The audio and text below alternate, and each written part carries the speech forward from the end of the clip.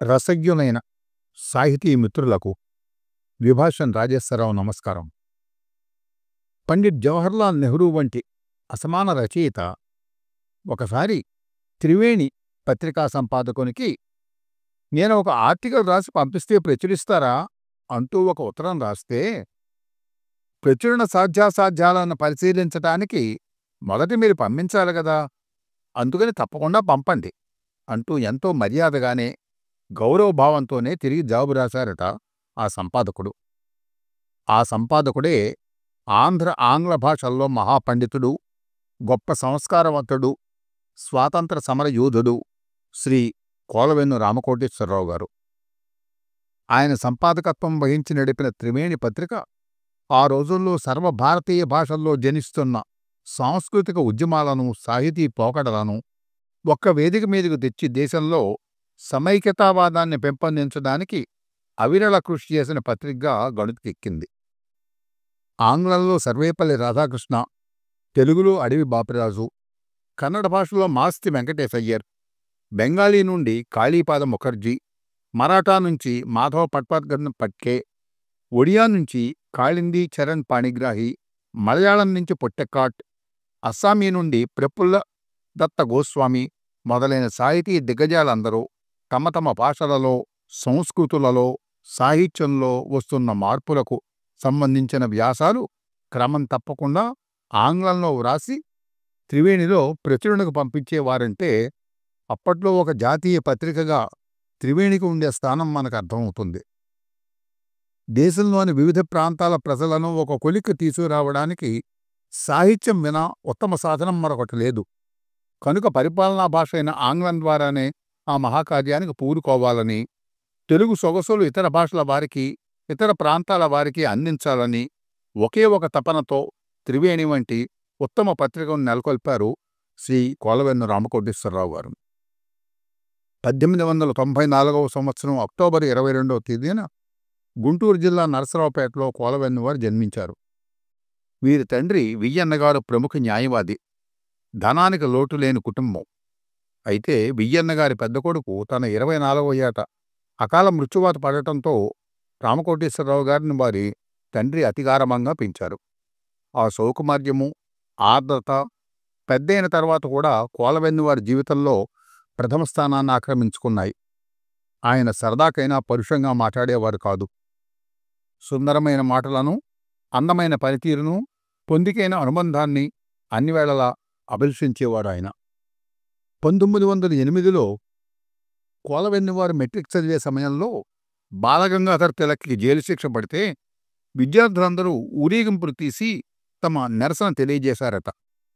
ఆ ఊరేగింపులో పాల్గొన్న సమయంలో వీరి జేబులోంచి 2 నెలల స్కూల్ ఫీజు ఎక్కడో జారిపోయిందట. ఈ సంగతి విన్న వీరి తండ్రిగారు వీరిని మందలించకుండా నిరసన ఊరేగింపులో పాల్గొన్నందుకు ఎంతో సంతోషించి కోలవెన్నువారిని అభినందించి ఆశీర్వదించారట. 1913లో బరంపురంలో వీరి వివాహం జరిగింది. 1917లో బియ్యల పట్టా పొంది నరసరావుపేటలో ప్రాక్టీస్ ఆరంభించారు. అదే సంవత్సరంలో కాంగ్రెస్ మహాసభలకు హాజరై తిలక్ వంటి వాళ్ళ ఉపన్యాసాలతో ఉత్తేజితులయ్యారు. తర్వాత గాంధీగారి ప్రబోధానికి లోబడి న్యాయవాద వృత్తిని విసర్జించారు. 1921లో ప్రకాశం పంతులు గారు దినపత్రికగా స్వరాజ్యను ప్రారంభించినప్పుడు అందులో సహాయ సంపాదకులుగా చేరారు. 1923లో పట్టాభి సీతారామయ్య గారి అభ్యర్థన మేరకు బందరు ఆంతర్జాతీయ కళాశాలలో అధ్యాపక వృత్తి చేపట్టారు. అప్పట్లో అక్కడ తెలుగు బోధించే లెక్చరరు శ్రీ విశ్వనాథ్ సత్యనారాయణ గారు. 1937లో మద్రాసు రేడియో స్టేషన్ వెలసింది. ఆ స్టేషన్ నుంచి ప్రసారమైన మొట్టమొదటి తెలుగు ప్రసంగం శ్రీ గిడుగు రామ్మూర్తి పంతులు గారిదైతే రెండో ప్రసంగం శ్రీ కోలవెన్ను కోటేశ్వరరావు గారిది. మన ఇల్లు అందచందాలు అనే విషయం మీద ఆయన రేడియో ప్రసంగం ఎంతోమంది తెలుగువారిని ముగ్ధుల్ని చేసింది.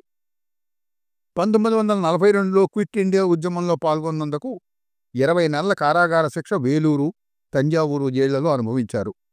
1948లో బందరు వచ్చి కృష్ణాపత్రిక బాధ్యతలు సుమారు 2 సంవత్సరాలు నిర్వహించారు. స్వాతంత్రం వచ్చాక 1954లో కేంద్ర సాహిత్య అకాడమీ తెలుగు సలహా సంఘం సభ్యులుగా, భారత రాజ్యాంగాన్ని తెలుగులో అనువదించే ప్రణాళికా సంఘంలో సభ్యులుగా పనిచేశారు. 1965లో అఖిల భారత పాత్రికేయుల సమాఖ్య వారు కోలవెన్నెవారికి ఘనంగా సత్కారం జరిపారు. 1965 జూన్ జూలై ప్రాంతాలలో నరసరావుపేటలో కోలవెన్నెవారిని సందర్శించి వారితో గడిపే అదృష్టం నాకు లభించింది. మొదటిసారి ప్రముఖ కథా రచయిత శ్రీ గంధం యాజ్ఞవల్క శర్మ గారు నన్ను వారి వద్దకు తీసుకెళ్లారు. తర్వాత నేను, బౌళిపాటి రామగోపాలం గారు, శర్మ గారు ముగ్గురం కలిసి వెళ్ళాం. అప్పటికైనే ఆయన దృష్టి సరిగా ఆనేది కాదు. ఆంధ్రప్రభలో ప్రచురితమైన నా కథ తీరని సమస్య తీసుకువెళ్ళి ఇస్తే మీరే చదవండి వింటాను అన్నారు. ఆయనకు ఆ కథ చదివి వినిపించాను. అంతా విన్నాక కథలో నీతి చెప్పారు, స్త్రీల అంగాంగ వర్ణనలు చేయకుండా కథ రాశారు, అంతవరకు ఆనందం. అయితే కథ నిడివి పెరిగిపోయింది. ఇదే కథను ఇంకా మీరు సంక్షిప్తంగా చెప్పు ఉంటే మంచి కథ అయి ఉండేది. సంక్షిప్తతే చిన్న కథకు ఆయుపట్టు అంటూ సలహా ఇచ్చారు. రాజనీతిజ్ఞుల కన్నా సాహితీవేత్తలే భారతదేశ సమైక్యత సాధించగలరని నా విశ్వాసం. ఇతర భారతీయ భాషలను మనం చక్కగా పరిశీలించినట్లయితే సంస్కృతానికి, ఆంగ్లానికి కూడా మనం రుణపడి ఉన్నామని తేలుతుంది. ఏ భాషను గురించి గాని మనం ద్వేషం అన్నది పెంచుకోరాదు అనేది కోలవెన్నెవారు పెట్టుకున్న కఠోర నియమం.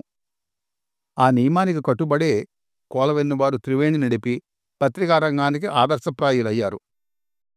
శ్రీ కోలవెన్నెవారు 1970 సెప్టెంబర్ 3వ తేదీన స్వర్గస్థులయ్యారు. ఈవేళ వారి 130వ జయంతి రోజున వారి స్మృతికి మన తెలుగువారందరం నివాళులు అర్పిద్దాం. సెలవు. నమస్కారం.